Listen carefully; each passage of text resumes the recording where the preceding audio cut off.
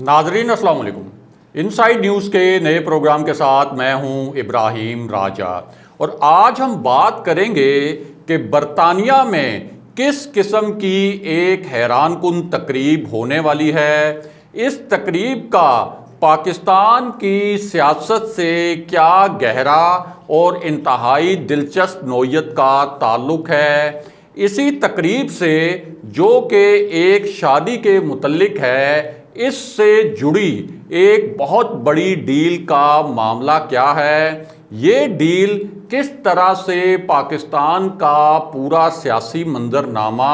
बदल कर रख सकती है और वज़ीर आज़म इमरान खान इस वक्त क्या कुछ प्लान कर रहे हैं। हमारे जिन दोस्तों ने अब तक हमारे चैनल को सब्सक्राइब नहीं किया, उनसे हम कहेंगे कि हमारे चैनल को सब्सक्राइब कर लें ताकि उन्हें अहम मालूमात बर वक्त मिलती रहें। अब वापस आते हैं आज के मौजू पर, यानी लंदन में क्या एक बहुत हैरानकुन किस्म की सियासी शादी होने वाली है। और ये सियासी शादी हैरानकुन इस हवाले से है कि इसके साथ मुबैना तौर पर एक बहुत बड़ी डील भी जुड़ी हुई है। सबसे पहले आपको ये बताते हैं कि वज़ीर आज़म इमरान खान ने क्या एक बड़ा फ़ैसला किया है और मौजूदा सियासी सूरत हाल में इस फैसले को भी बड़ा मानीखेज करार दिया जा रहा है, क्योंकि कोई तवक्को नहीं कर रहा था कि वज़ीर आज़म इमरान खान एक ऐसी सियासी सूरत हाल में, जब पंजाब में उनकी हुकूमत स्टेबल है, जब वफाक में उनकी हुकूमत स्टेबल है और उसे किसी किस्म का कोई ख़तरा नज़र नहीं आ रहा, तो वो इस दौरान इस किस्म का इक़दाम करेंगे। और वो इक़दाम ये है कि वज़ीर आज़म इमरान खान ने फ़ैसला ये किया है कि 2023 के इलेक्शन से पहले उन्होंने सिंध में अपने इन रोड्स बनाने हैं,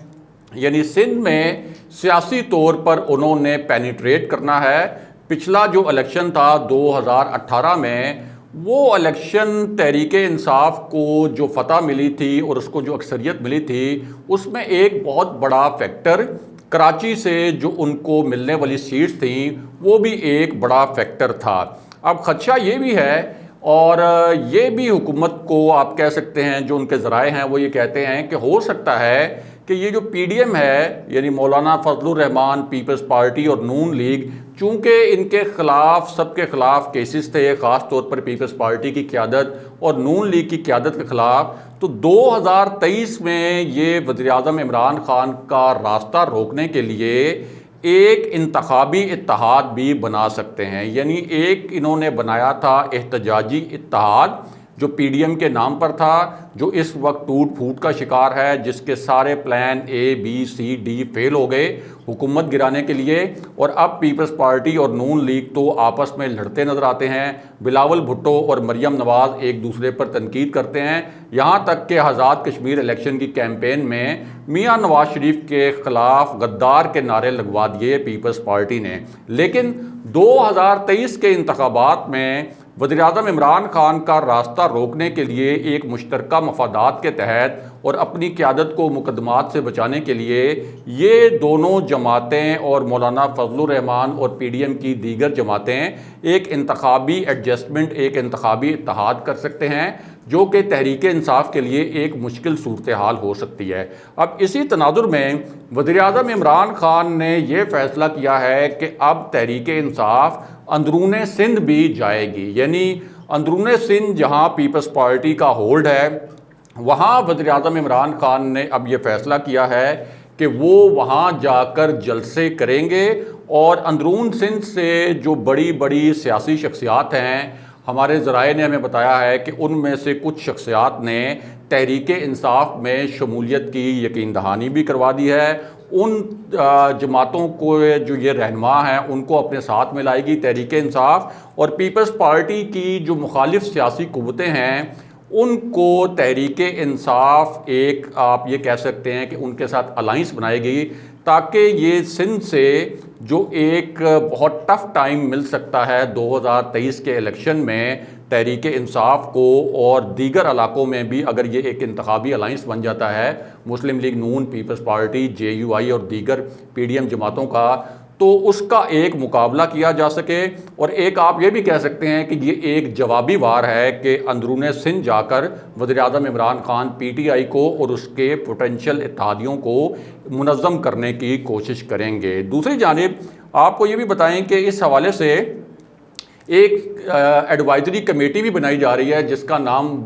बताया गया है ज़राए के मुताबिक सिंध एडवाइजरी कमेटी, और इसके नाम भी फाइनलाइज किए जा रहे हैं। बहरहाल अब वापस आते हैं कि लंदन में होने वाली एक बहुत बड़ी शादी जिसके साथ एक बहुत बड़ी डील जुड़ी है, उसकी असल कहानी क्या है, ये शादी किसकी है, इसमें दूल्हा कौन है, दुल्हन कौन है, वो सारी तफसील आपको बताते हैं। और इसके साथ एक डील इसलिए जुड़ी है कि शेख रशीद अहमद एक पैगाम लेकर गए थे वज़ीर-ए-आज़म इमरान खान के पास, और उस पैगाम में उन्होंने वज़ीर-ए-आज़म इमरान खान को इस डील के कुछ खदोखाल आप कह सकते हैं कि उनके सामने रखे थे। और वो डील इस हवाले से थी कि मरियम नवाज़ बैरून मुल्क चली जाएं, यानी उनको जाने दिया जाए। और शेख रशीद का ख्याल ये था कि जिस तरह से मियां नवाज़ शरीफ बाहर चले गए हैं, अगर मरियम नवाज़ भी बाहर चली जाएंगी तो ये जो पीडीएम के रोज़ रोज़ के जलसे हो रहे थे, जो लॉन्ग मार्च हो रहे थे, जो धरने की धमकियां दी जा रही थीं, जो लॉन्ग मार्च की धमकियां दी जा रही थीं, तो उनसे जो मईशत से हुकूमत का फोकस हटता था, उनसे जो मईशत को नुकसान हो रहा था, ख़ास तौर पर कोविड के दौरान, कोविड से मईशत पहले ही हिट हुई थी, तो वो पूरा एक जो मईशत को नुकसान पहुंच सकता था उस नुकसान से बचा जाए। और दूसरी जानिब जानने वाले ये भी जानते हैं कि शहबाज शरीफ ने भी इस्टेब्लिशमेंट से इसी किस्म की एक डील करने की कोशिश की थी मियां नवाज शरीफ के कहने पर कि मरियम नवाज़ बैरून मुल्क चली जाएं, बिल्कुल उसी तरह जिस तरह से मियां नवाज शरीफ इससे पहले बैरून मुल्क चले गए थे। ये तमाम मामलात हमारे ज़राए के मुताबिक तय थे, लेकिन वज़ीर-ए-आज़म इमरान खान ने इस मामले पर एक स्टांस ले लिया। और वो स्टांस क्यों लिया, उसकी जो वजह है वो भी आपको मुख्तसरन बताते हैं। एक तो मरियम नवाज़ ने इसके लिए पूरा एक माहौल बना लिया था और उन्होंने एक स्टेटमेंट दिया था, आप सबको याद होगा कि मेरी एक सर्जरी होनी है जो पाकिस्तान में नहीं हो सकती, जो बैरून मुल्क हो सकती है। जबकि उससे पहले यानी कुछ अर्सा पहले उन्होंने अपना नाम ECL से निकलवाने के लिए एक दरख्वास्त भी दी थी। अब सर्जरी वाली बात करके उन्होंने आप ये कह सकते हैं कि एक मेडिकल ग्राउंड या एक लीगल ग्राउंड जो है प्रिपेयर करने की कोशिश की, ताकि उनको जब ECL से नाम हटवाने के लिए दरख्वास्त देनी पड़े तो एक ऑलरेडी मेडिकल ग्राउंड मौजूद हो, एक तिब्बी वजूहात उसकी मौजूद हों जिसकी बुनियाद पर वो कहें कि मेरा नाम ECL से हटाया जाए। अब इस पूरी सूरत हाल में शेख रशीद चाहते ये थे कि सियासी इस्तेहकाम भी आए, इस्टेब्लिशमेंट भी ये चाह रही थी कि किसी तरीके से सियासी इस्तेहकाम आए, लेकिन वज़ीर-ए-आज़म इमरान खान ने इस डील के ऊपर आप कह सकते हैं कि उन्होंने वीटो कर दिया और उन्होंने कहा कि मरियम नवाज़ को किसी सूरत हम बाहर नहीं जाने देंगे। जिस तरह से मियां नवाज शरीफ पहले चले गए और उनकी मेडिकल रिपोर्ट्स जो वज़ीर-ए-आज़म इमरान खान को इतलात मिली थी कि वो फैब्रिकेटेड थी, उनको मैनेज किया गया था, वो जाली रिपोर्ट्स थी, तो उन्होंने कहा कि मियां नवाज शरीफ के बयानिए, मियां नवाज शरीफ के बाहर जाने से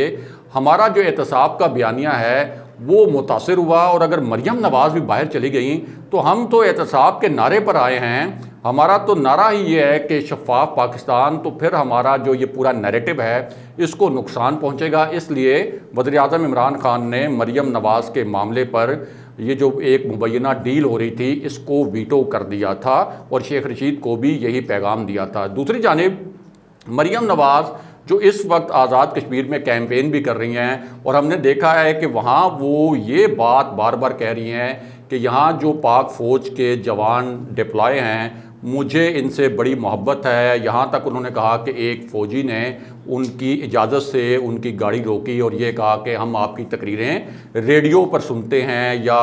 अपने ट्रांसमीटर्स के ज़रिए सुनते हैं। अगरचे ये बात कोई क्लियर नहीं है क्योंकि रेडियो पाकिस्तान पर तो जाहिर है कि मरियम नवाज़ की तकरीरें नशर नहीं होती, और हमारे इल्म में नहीं है कि और कौन सा रेडियो है जहां मरियम नवाज़ की तकरीरें नशर होती हैं। लेकिन उन्होंने तासुर ये दिया कि ये जो सारे जवान हैं इनको हम अपने भाई और बेटे समझते हैं और हमारा जो नैरेटिव है वो कोई फ़ौज के ख़िलाफ़ नहीं है बल्कि कुछ शख्सियात के ख़िलाफ़ है। लेकिन पाक फ़ौज के हवाले से उन्होंने ओवरऑल अपनी एक कोशिश ये की कि मस्बत जज्बात का इजहार करें, जिसके मुतल्लिक कुछ लोग ये भी कहते हैं कि ये तो पाक फ़ौज के जो जवान हैं उनमें और उनकी क़यादत में एक रिफ्ट डालने की, एक तफरीक डालने की मनसूबाबंदी भी है। अब इसी पूरी सूरत हाल में बहुत दिलचस्प बात यह है कि लंदन में एक शादी से पहले बहुत ही आप कह सकते हैं कि अहमियत की हामिल ये शादी है।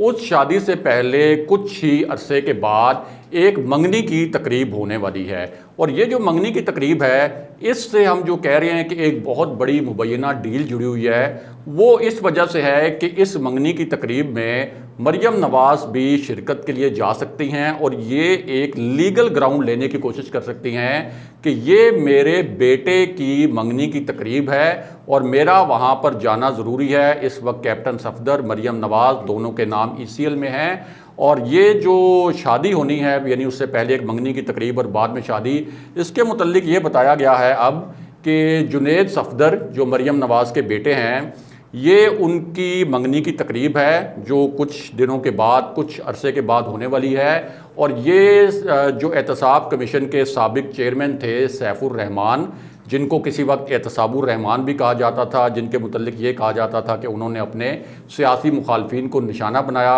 उनकी जो बेटी हैं उनके साथ बताया जा रहा है कि मरियम नवाज़ के बेटे जुनैद सफदर का रिश्ता तय पा गया है। और ये जो खातून है जिनके साथ उनका रिश्ता तय पाया है, उनके मुतल्लिक बताया गया है कि वो भी UK में ज़ेरे तालीम रही हैं, और अब जुनैद सफदर और सैफुर रहमान की बेटी का ये रिश्ता तय पाया है। लेकिन इसके साथ जो डील जुड़ी हुई है जिसके मुतल्लिक बहुत सी इतलात हैं, वो ये हैं कि चूँकि मरियम नवाज़ के जुनैद सफदर बेटे हैं, तो इसलिए वो वफाक से अपील करने के बजाय, यानी पहले तो वो हो सकता है कि वजारत दाखिला में ये कहें कि उनका नाम ECL से हटाया जाए, या बसूरत दीगर वो लाहौर हाई कोर्ट में जा सकती हैं, जहाँ से हमें मालूम है कि शहबाज शरीफ को मखसूस हालात में बड़े ही आप मानी खेज़ अंदाज में रिलीफ भी मिला था, तो वो वहाँ जाकर ये लीगल ग्राउंड ले सकती हैं कि मेरे